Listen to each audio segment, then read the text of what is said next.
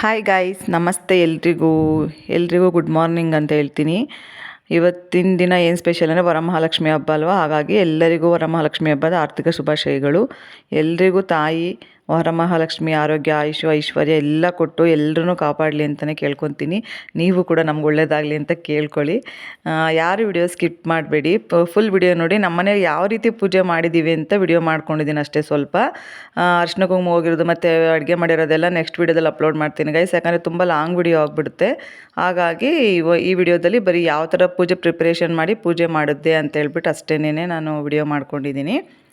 ನೋಡಿ, ಬೆಳಗ್ಗೆನೇ ಎದ್ದಿದ ತಕ್ಷಣ ಫಸ್ಟ್ ಹೋಗಿ ರಂಗೋಲಿ ಬಾಗಿಲೆಲ್ಲ ತೊಳೆದ್ಬಿಟ್ಟು ರಂಗೋಲಿ ಬಿಟ್ಬಿಟ್ಟು ಬಂದೆ. ರಂಗೋಲಿ ಹೇಗಿದೆ ಅಂತ ಕಮೆಂಟ್ ಮಾಡಿ. ಆಮೇಲೆ ಅದಾಗಿದ್ದಾದಮೇಲೆ ಬಂದು ದೇವ್ರ ಮನೆ ಎಲ್ಲ ಕ್ಲೀನ್ ಮಾಡಿ, ನಮ್ಮ ಮನೇಲಿ ಸ್ವಲ್ಪ ಕ್ಲೀನ್ ಮಾಡಿಕೊಟ್ರು ದೇವ್ರ ಮನೆ ಎಲ್ಲ. ಅಷ್ಟೊತ್ತಿಗೆ ನನ್ನ ಮಗ ಎದ್ದು ಸ್ನಾನಕ್ಕೆ ಹೋಗಿದ್ದ. ನಮ್ಮ ಮನೆಯವರು ಸ್ನಾನ ಮಾಡ್ಕೊಬಂದು ದೇವ್ರ ಮನೆ ಎಲ್ಲ ಕ್ಲೀನ್ ಮಾಡಿಕೊಟ್ಟಿದ್ರು. ನಾನು ನನ್ನ ಮಗ ನಮ್ಮ ಮನೆಯವರು ಇಬ್ಬರು ರೆಡಿ ಆಗೋಷ್ಟೊತ್ತಿಗೆ ಇವ್ರಿಗೆಲ್ಲ ರೆಡಿ ಮಾಡಿಬಿಡೋಣ ಅಂತ ರೆಡಿ ಮಾಡ್ಕೊತಾ ಇದ್ದೀನಿ. ನೋಡಿ, ಇವಾಗ ಫಸ್ಟ್ ದೇವ್ರ ಫೋಟೋ ಎಲ್ಲ ಕ್ಲೀನಾಗಿ ಒರೆಸ್ಬಿಟ್ಟು ಅದಕ್ಕೆ ಅರಿಶಿನ ಕುಂಕುಮ ವಿಭೂತಿ ಎಲ್ಲ ಇಡ್ತಾ ಇದ್ದೀನಿ.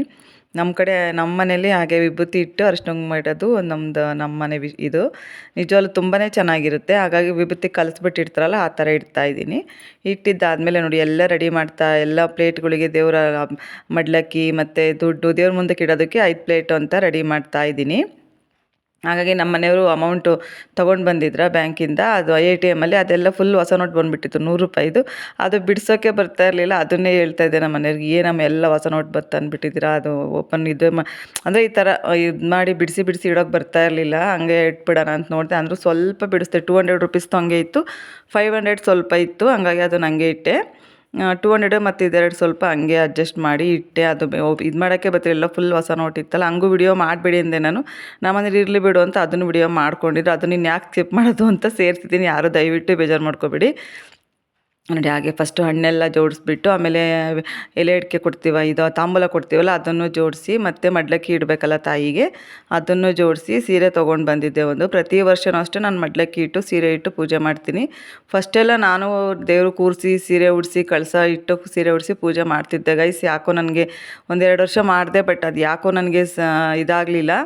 ಹಾಗಾಗಿ ತುಂಬಾ ನನಗೆ ಹೆಲ್ತ್ ಪ್ರಾಬ್ಲಮ್ ಆಗ್ತಾಯಿತ್ತು, ಗೊತ್ತಿಲ್ಲ. ಅದಕ್ಕೆ ಯಾರನ್ನಾದರೂ ಕೇಳಿಬಿಟ್ಟು ಇನ್ನೊಂದು ಸರಿ ನೆಕ್ಸ್ಟ್ ವರ್ಷದಿಂದ ಆದರೆ ತಾಯಿ ಅನುಗ್ರಹ ಮಾಡಿದ್ರೆ ಖಂಡಿತ ನೆಕ್ಸ್ಟ್ ವರ್ಷದಿಂದ ಮಾಡೋಣ ಅಂದ್ಕೊಂಡಿದ್ದೀನಿ.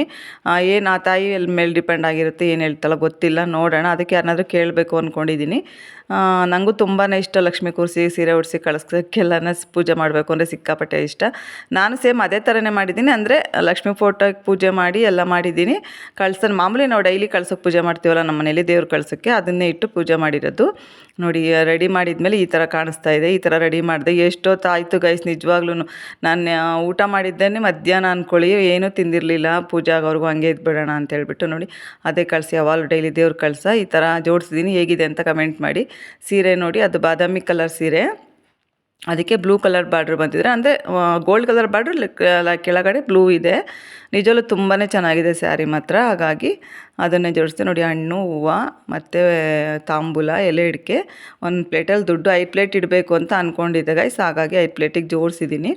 ಹೇಗಿದೆ ಅಂತ ನೀವೇ ನೋಡಿಬಿಟ್ಟು ಕಮೆಂಟ್ ಮಾಡಿ ಯಾವ ಥರ ಇದೆ ಅಂತ. ನಿಜವಾಗ್ಲೂ ತುಂಬ ಚೆನ್ನಾಗಿ ಮಾಡಿದರೆ. ನನ್ನ ಫ್ರೆಂಡ್ಸ್ ಮನೆಗೆಲ್ಲ ಹೋಗಿದ್ನಲ್ಲ ಅಷ್ಟೊಂಗಕ್ಕೆ, ಅವರು ಅಷ್ಟೇ, ಅವರೆಲ್ಲ ಸೀರೆ ಉಡಿಸಿ ಅಮ್ಮಂಗೆ ಕಳಸ ಇಟ್ಬಿಟ್ಟು ಸೀರೆ ಉಡಿಸಿ ಪೂಜೆ ಮಾಡ್ತಾರೆ. ಬಟ್ ನಾನು ಕಳಸ ಇಟ್ಟಿನ ದೇವ್ರು ಮಾಮೂಲಿ ಯಾವ ಕಳಸ ಇರುತ್ತಲ್ಲ ಅದಕ್ಕೆ ಹೂವು ಎಲ್ಲ ಇಟ್ಟುಬಿಟ್ಟು ಅಷ್ಟೊಂಗಮ್ಮ ಇಟ್ಟು ಗೆಜ್ಬತ್ತಿ ಹಾಕಿ ತಾಯಿಗೆಲ್ಲ ಅಲಂಕಾರ ಮಾಡಿ ಪೂಜೆ ಮಾಡಿದ್ದೀವಿ. ನಿಮ್ಗೆ ಹೇಗೆ ಕಾಣಿಸುತ್ತೆ, ಹೇಗಿದೆ ಅಂತ ಹೇಳಿ.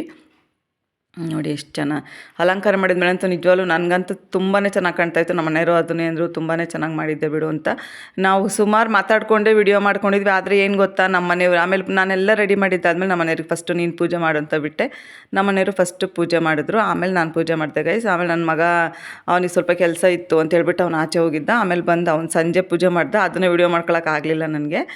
ನೋಡಿ, ಎಷ್ಟು ಚೆನ್ನಾಗಿ ಪೂಜೆ ಮಾಡ್ತಿದ್ದಾರೆ ನಮ್ಮ ಮನೆಯವರು ಅಂತ. ತುಂಬಾ ಯಾವಾಗಲೂ ಅವರೇ ಪೂಜೆ ಮಾಡೋದು, ಬಟ್ ಈ ಸರಿ ನಾನೆಲ್ಲ ಚೆನ್ನಾಗಿ ಜೋಡಿಸ್ಕೊಡೋಣ ಅಂತ ಹೇಳ್ಬಿಟ್ಟು ನಾನೆಲ್ಲ ಜೋಡಿಸಿದ್ದೀನಿ. ಅವ್ರು ಪೂಜೆ ಮಾಡಿದ್ದಾದಮೇಲೆ ನಾನು ಮಾಡ್ತೀನಿ. ಆಮೇಲೆ ನನ್ನ ಮಗ ಸಂಜೆ ಬಂದು ಪೂಜೆ ಮಾಡ್ತಾ ಅರಿಶಿನ ಕುಂಕುಮಕ್ಕೆ ಹೋಗಿರೋದೆಲ್ಲ ನಾನು ನೆಕ್ಸ್ಟ್ ವೀಡಿಯೋದಲ್ಲಿ ಅಪ್ಲೋಡ್ ಮಾಡ್ತೀನಿ. ಪೂಜೆ ಎಲ್ಲ ಆಗಿದ್ದಾದಮೇಲೆ ಒಬ್ಬಟ್ಟು ಮಾಡೋಣ ಅಂತ ಅಂದ್ಕೊಂಡೆ. ನನ್ನ ಮಗ ಅದಕ್ಕೆ ಬೇಡ ಒಬ್ಬಟ್ಟು ಕಣಮ್ಮ, ಜಾಮೂನು ಮಾಡು ಅಂದ.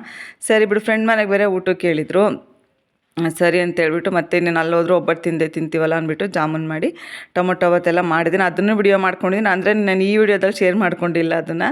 ನೋಡಿ, ಎಲ್ಲ ಪೂಜೆ ಎಲ್ಲ ಆಗಿದ್ದಾದಮೇಲೆ ನಿಜವಾಗ್ಲೂ ತುಂಬಾ ಚೆನ್ನಾಗಿ ಕಾಣಿಸ್ತಾ ಇತ್ತು. ಎಷ್ಟು ಚೆನ್ನಾಗಿದೆ ಅಂತ. ಎಷ್ಟು ಟೈಮ್ ಇದ್ದರೂ ಸಾಕಾಗಲ್ಲ ಗೈಸ್, ಹಬ್ಬದಲ್ಲಿ ಮಾತ್ರ ನಿಜವಾಗ್ಲೂ ಎಲ್ಲ ಮನೆಯೆಲ್ಲ ಡೀಪ್ ಕ್ಲೀನ್ ಮಾಡಿ ಪೂಜೆ ಮಾಡಿ ಎಲ್ಲ ಮಾಡೋಷ್ಟೊತ್ತಿಗೆ ಮಧ್ಯಾಹ್ನನೇ ಆಗೋಯ್ತು ಅಂದ್ಕೊಳ್ಳಿ. ಒಂಥರ ಖುಷಿನೇ ಆಯಿತು. ಆಮೇಲೆ ಎಷ್ಟೊತ್ತಾದರೂ ಬೇರೆ ಟೈಮಲ್ಲಿ ಬೆಳಗ್ಗೆ ಹೊತ್ತಾಗಲಿ ಮತ್ತೆ ಏನಾದರೂ ಒಂದು 10 ಗಂಟೆ ಅಷ್ಟು ತಿಂದಿಲ್ಲ ಅಂದರೂ ಎಷ್ಟು ಬೇಗ ಹೊಟ್ಟೆ ಸಿಗ್ತಾ ಇರುತ್ತೆ. ಅದೇ ಹಬ್ಬ ಪೂಜೆ ಮಾಡಬೇಕಾದ್ರೆ ಮಾತ್ರ ನೋಡಿ ಎಷ್ಟೊತ್ತಾದರೂ ಬೇಕು ಊಟ ಅನಿಸೋದೇ ಇಲ್ಲ. ಎಷ್ಟು ಚೆನ್ನಾಗಿದೆ ಅಂತ. ಆ ಸೀರೆನೂ ಅಷ್ಟೇ ತುಂಬಾ ಇಷ್ಟಪಟ್ಟು ತೊಗೊಂಡಿದ್ದೆ. ಹೋದ್ಸರಿ ನನ್ನ ಮಗನೇ ಕೊಡಿಸಿದ್ದ ಸ್ಯಾರಿನ, ಆರೆಂಜ್ ಕಲರು. ಈ ಸರಿ ನಮ್ಮ ಮನೆಯವ್ರು ಕೊಡಿಸಿದ್ರು. ಅವನು ತೊಗೊಳಮ್ಮ ಅಂತ ಹೇಳಿದ್ದ, ಬಟ್ ನಾನು ಸುಮ್ಮನೆ ಏನಕ್ಕೆ ಜಾಸ್ತಿ ಆಗ್ಬಿಡುತ್ತೆ ಅಂತೇಳ್ಬಿಟ್ಟು ಒಂದು ಸೀರೆ ತೊಗೊಂಡು ಬಂದಿದ್ದೆ. ಇನ್ನೇನು ಗೌರಿ ಹಬ್ಬ ಬೇರೆ ಬಂತಲ್ಲ ಗೈಸ್, ಆವಾಗಲೂ ಶಾಪಿಂಗ್ ಮಾಡಬೇಕಲ್ಲ, ಇನ್ನೇನು ಸೀರೆ ಎಲ್ಲ ತೊಗೋಬೇಕು ಮತ್ತೆ ಅಂತೇಳ್ಬಿಟ್ಟು ಅವಾಗ ಕೊಡಿಸಿವಂತೆ ಬಿಡು ಅಂತ ಹೇಳಿದೆ ಅವನಿಗೆ. ನೋಡಿ, ನಾವು ನಮ್ಮ ಮನೇಲಿ ಪೂಜೆ ಮಾಡಿದ್ದಾದಮೇಲೆ ನಾನು ಪೂಜೆ ಮಾಡಿದೆ. ಸಿಂಪಲಾಗೆ ಪೂಜೆ ಮಾಡಿದ್ದೀವಿ, ತುಂಬ ಗ್ರ್ಯಾಂಡಾಗಿ ಅಂತೇನಿಲ್ಲ. ಹಾಗಾಗಿ ನಾನು ಹಣ್ಣುಗಳ್ನೇ ಮತ್ತು ಕಾಯಿನ್ನೇ ನೈವೇದ್ಯಕ್ಕಿಟ್ಟೆ. ಯಾಕಂದರೆ ನಾನು ಜಾಮೂನೆಲ್ಲ ಮಾಡಿದ್ದು ಸಂಜೆ ಮಾಡಿದ್ದೆ. ನನ್ನ ಮಗನೂ ಆಚೆ ಹೋಗಿದ್ದ, ಅವನು ಬರಲಿ, ಮತ್ತು ನಮ್ಮ ಮನೆಯವ್ರಿಗೂ ಸ್ವಲ್ಪ ಆಚೆ ಪೂಜೆ ಮಾಡಿ ಅವರು ಸ್ವಲ್ಪ ಆಚೆ ಹೋಗಿದ್ರು, ಎಲ್ಲ ಇಬ್ಬರು ಬರಲಿ, ಆಮೇಲೆ ಬಿಸಿ ಬಿಸಿದು ಮಾಡೋಣ ಅಂತೇಳ್ಬಿಟ್ಟು ಜಾಮೂನ್ ಮಧ್ಯಾಹ್ನ ಮಾಡಿಟ್ಟಿದ್ದೆ. ಅದೆಲ್ಲ ವಿಡಿಯೋ ಮಾಡ್ಕೊಂಡಿದ್ದೀನಿ ನೋಡಿ. ನಾನು ಇವಾಗ ಸಿಂಪಲಾಗಿ ಪೂಜೆ ಮುಗಿಸಿ ಅಷ್ಟೊಂದು ಮುಗಿಲ್ಲ, ನನ್ನ ಫ್ರೆಂಡ್ಸ್ನ ಕರಿಬೇಕು ಮತ್ತು ನಾನು ಹೋಗ್ಬೇಕಲ್ಲ ಅವ್ರ ಮನೆಗೆ. ಹಾಗಾಗಿ ಬೇಗ ಬೇಗ ಪೂಜೆ ಎಲ್ಲ ಮುಗಿಸ್ಬಿಟ್ಟು, ಹಂಗೂ ಮಳೆ ಬಂದೇ ಬಿಡ್ತು 6 ಗಂಟೆ ಅಷ್ಟೊತ್ತಿಗೆ. ಆಮೇಲೆ ನನ್ನ ಫ್ರೆಂಡ್ ಮನೆಗೆ ಹೋಗಿದ್ದು 8:30 ಆಗಿತ್ತು ನಾವು ನೈಟು. ಬರಲೇಬೇಕು ಅಂತ ಸ್ವಲ್ಪ ದೂರ ಇದೆ, ಒಂದು 2-3 ಕಿಲೋಮೀಟರ್ ದೂರ ಇದೆ ನಮ್ಮ ಮನೆಗೂ ಅವ್ರ ಮನೆಗೂ. ಹಾಗಾಗಿ ತುಂಬ ನೋಡಿದ್ದೀರಲ್ಲ ನನ್ನ ಫ್ರೆಂಡ್ಸ್ನ, ನೀವು ಆಲ್ಮೋಸ್ಟ್ ನೋಡಿದ್ದೀರ ನನ್ನ ವಿಡಿಯೋದಲ್ಲಿ. ಅವ್ರ ಮನೆಗೆ ಹೋಗಿದ್ದು ಮತ್ತು ನಮ್ಮ ಮನೆ ಹತ್ರ ಇರೋರ ಮನೆಗಳಿಗೆ ಎಲ್ಲರ ಮನೆಯದು ವಿಡಿಯೋ ಮಾಡ್ಕೊಳಕ್ಕಾಗಿಲ್ಲ. ಯಾಕಂದರೆ ಎಲ್ಲರೂ ಇಷ್ಟಪಡಲ್ಲಲ್ವ, ಸ್ವಲ್ಪ ಜನ ಮಾತ್ರ ಇಷ್ಟಪಡ್ತಾರೆ. ಹಾಗಾಗಿ ಇಷ್ಟಪಡೋರ ಮನೆಗೆ ಮಾತ್ರ ವಿಡಿಯೋ ಮಾಡ್ಕೊಂಡಿದ್ದೀನಿ. ಅದನ್ನೆಲ್ಲ ನಾಳೆ ಅಪ್ಲೋಡ್ ಮಾಡ್ತೀನಿ. ಇದು ನೋಡಿ, ಮತ್ತು ನಾನು ಅರ್ಶಿನ ಕೊಟ್ಟಿದ್ದು ಎಲ್ಲನೂ ವಿಡಿಯೋ ಮಾಡ್ಕೊಳಕ್ಕಾಗಿಲ್ಲ ಗೈಸ್, ಒಬ್ರಿಗೆ ಕೊಟ್ಟಿದ್ದ ಮಾತ್ರ ಮಾಡ್ಕೊಂಡಿದ್ದೀನಿ. ಯಾಕಂದರೆ ಎಲ್ಲರೂ ಅದೇ ಥರನೇ ಇರಲ್ಲ, ಹಾಗಾಗಿ ಎಲ್ಲ ಫುಲ್ ವಿಡಿಯೋ ಮಾಡ್ಕೊಳಕ್ಕಾಗಲಿಲ್ಲ. ನೋಡಿ ಹೇಗಿದೆ ಅಂತ ಕಮೆಂಟ್ ಮಾಡಿ guys. Thank you for watching.